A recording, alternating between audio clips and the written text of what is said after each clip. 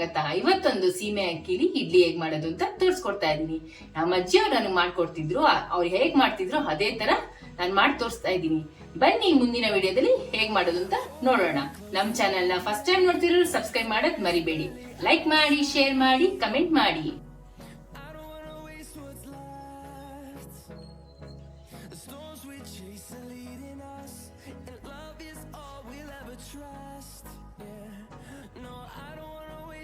ನೋಡಿ ಎಷ್ಟು ಸಾಫ್ಟ್ ಆಗಿದೆ ಅಂತಂದ್ರೆ ಬೆಣ್ಣೆ ಬೆಣ್ಣೆ ಇದ್ದಂಗಿದೆ. ನೋಡಿ ಎಷ್ಟು ಚೆನ್ನಾಗಿದೆ ಅಂತ. ತುಂಬಾ ಚೆನ್ನಾಗಿರುತ್ತೆ. ಮಾಡ್ಬಿಟ್ಟು ಹೇಗಿತ್ತು ಅಂತ ನನ್ಗೆ ಕಮೆಂಟ್ ಮಾಡಿ ತಿಳಿಸಿ.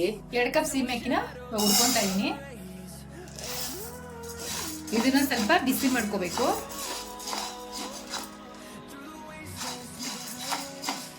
ನೋಡಿ ಬಿಸಿ ಆಗಿದೆ. ಇವಾಗ ಇದನ್ನ ಒಂದು ಪಾತ್ರೆ ಬಗ್ಸ್ಕೊಂಡ್ಬಿಡೋಣ. ನೋಡಿ 2 ಕಪ್ ಸೀಮೆ ಅಕ್ಕಿ ತಗೊಂಡಿದ್ವಿ. ಅದೇ ಕಪ್ಪಲ್ಲಿ ಇದು 4 ಕಪ್ ಅಕ್ಕಿ ತರಿ ತಗೊಂತಾ ಇದೀವಿ. ಇದನ್ನು ಸ್ವಲ್ಪ ಬೆಚ್ಚಗೆ ಮಾಡ್ಕೋಬೇಕು.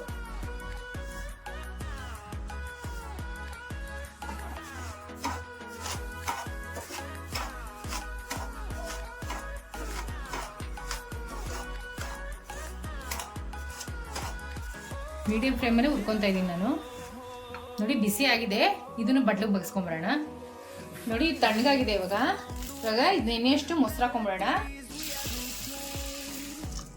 ನೋಡಿ ಮೊಸರು ಹಾಕೊಂಡ್ಮೇಲೆ ಈ ತರ ಮುಳುಗ್ಬೇಕು. ಫುಲ್ಲು ದಿಂಡು ಹೋಗುವಷ್ಟು ನೆನಿಬೇಕು. 4 ರಿಂದ 5 ಅವರ್ ತಗೊಳುತ್ತೆ. ಮೊಸರು ಅಕಸ್ಮಾತ್ ಸಾಕಾಗ್ಲಿಲ್ಲ ಅಂದ್ರೆ ಇನ್ನೊಂದ್ ಸ್ವಲ್ಪ ಕಡ್ಬಿಟ್ಟು ಹಾಕೊಳ್ಳಿ. ಅವಾಗೆ ರವೆ ಉದ್ದಿಟ್ಕೊಂಡಿದ್ವಲ್ಲ, ಅದು ಇವಾಗ ತಣ್ಣಗಾಗಿದೆ. ಅದು ಮುಳುಗಷ್ಟು ನೀರ್ನ ಬಿಸಿ ಮಾಡಿ ಇಟ್ಕೊಂಡಿದೀನಿ. ಇವಾಗ ಅದಕ್ಕೆ ಹಾಕೊಳ್ಳೋಣ.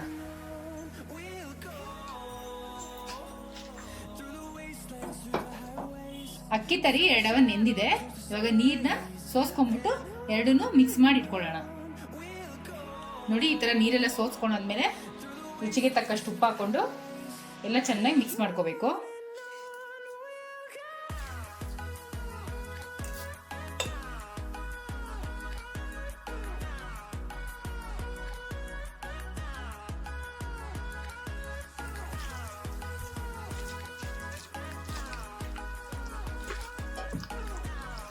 ಅಕ್ಕಿ ತರಿನೂ ಮತ್ತೆ ಇದು ಸೀಮೆ ಅಕ್ಕಿನೂ ಎರಡು ಚೆನ್ನಾಗಿ ಹೊಂದ್ಕೊಳ್ಳೋಂಗೆ ಮಿಕ್ಸ್ ಮಾಡಬೇಕು. ನೋಡಿ ಈ ಥರ ಮಿಕ್ಸ್ ಮಾಡ್ಕೊಂಡಾದ್ಮೇಲೆ ಓವರ್ ನೈಟು ನೆನೆಗೆ ಬಿಡ್ಬಿಡ್ಬೇಕು. Overnight ನೆಂದಿದೆ.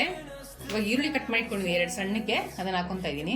ಒಂದು ಅರ್ಧ ಟೇಬಲ್ ಸ್ಪೂನ್ ಹಸಿ ಖಾರ, ಹಸಿಮೆಣ್ಸಿನ್ಕಾಯ್ದು, 1 ಕಪ್ಪು ಕಾಯಿ ತುರಿ, 1 ಟೇಬಲ್ ಸ್ಪೂನ್ ಹಸಿ ಶುಂಠಿ, 1 ಟೇಬಲ್ ಸ್ಪೂನ್ ಅಡುಗೆ ಸೋಡಾ, ಒಂದು ಸ್ವಲ್ಪ ಕೊತ್ತಂಬರಿ ಸೊಪ್ಪು.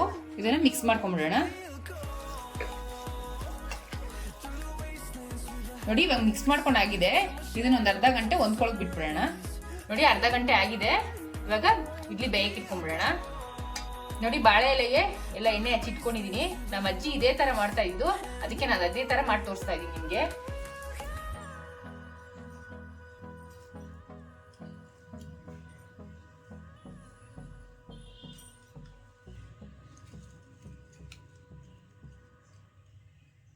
ಇದು ಬೇಯಕ್ಕೆ 10 ರಿಂದ 15 ನಿಮಿಷ ಬೇಕು. ಇದು ಬೇಯೋಷ್ಟೊತ್ತಿಗೆ ಒಂದು ಚಟ್ನಿ ಮಾಡ್ಕೊಂಬಿಡೋಣ. ನಮ್ಮ ಅಜ್ಜಿ ನಾನು ಸ್ಕೂಲ್ಗೆ ಹೋಗ್ಬೇಕಾದ್ರೆ ಒಂದು ಚಟ್ನಿ ಮಾಡ್ತಿದ್ರು.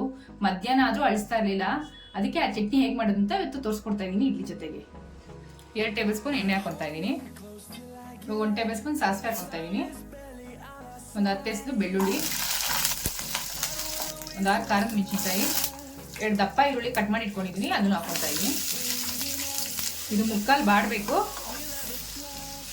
ನೋಡಿ ಈರುಳ್ಳಿ ಇಷ್ಟು ಬಾಡಿದ್ರೆ ಸಾಕು. ಇವಾಗ 5 ಟೊಮೊಟೊ ಕಟ್ ಮಾಡಿ ಇಟ್ಕೊಂಡಿದ್ದೀನಿ, ಅದನ್ನು ಹಾಕೊತಾ ಇದ್ದೀನಿ. ಇವಾಗ ರುಚಿಗೆ ತಕ್ಕಷ್ಟು ಉಪ್ಪು ಹಾಕೊತಾ ಇದ್ದೀನಿ. ನೋಡಿ ಇಷ್ಟು ಬಾಡಾದ್ಮೇಲೆ ಸ್ಟವ್ ಆಫ್ ಮಾಡ್ಕೊಂಡ್ಬಿಡೋಣ. ಇದು ರೂಮ್ ಟೆಂಪರೇಚರ್ ಬರಬೇಕು. ಇವಾಗ ಉದ್ದಿಟ್ಕೊಂಡಿದ್ವಲ್ಲ ತಣ್ಣಗಾಗಿದೆ. ಇವಾಗ ಗ್ರೈಂಡ್ ಮಾಡ್ಕೊಂಡ್ಬಿಡೋಣ. ಬ್ಯಾಡಿಗೆ ಮೆಣಸಿನಕಾಯಿ ತರ ಬಿಸಿಲಿನಲ್ಲಿ ನೆನೆಸಿಟ್ಕೊಂಡಿದ್ದೀನಿ, ಅದನ್ನ ಹಾಕೊತಾ ಇದ್ದೀನಿ.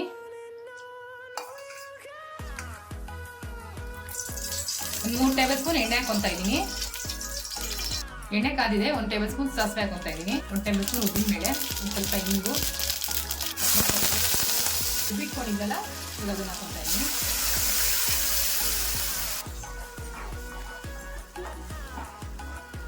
ಇದು ಎಣ್ಣೆ ಬಿಡೋ ತನಕ ಫ್ರೈ ಮಾಡ್ಕೋಬೇಕು. ನೋಡಿ ಒಂದು ಚೂರೇ ಚೂರು ಬೆಲ್ಲ ಹಾಕ್ತಾ ಇದೀನಿ. ಇದು ಆಪ್ಷನಲ್ಲು, ಬೇಕಾದ್ರೆ ಹಾಕೋಬಹುದು, ಇಲ್ಲಂದ್ರೆ ಸ್ಕಿಪ್ ಮಾಡ್ಬೋದು.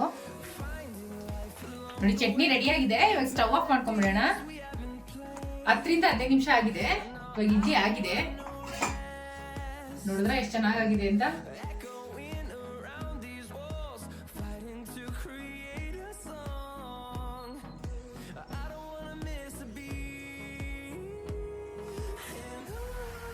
ನೋಡಿ ಎಷ್ಟು ಸಾಫ್ಟ್ ಆಗಿದೆ ಅಂತಂದ್ರೆ ಬೆಣ್ಣೆ ಬೆಣ್ಣೆ ಇದ್ದಂಗಿದೆ ನೋಡಿ, ಎಷ್ಟು ಚೆನ್ನಾಗಿದೆ ಅಂತ.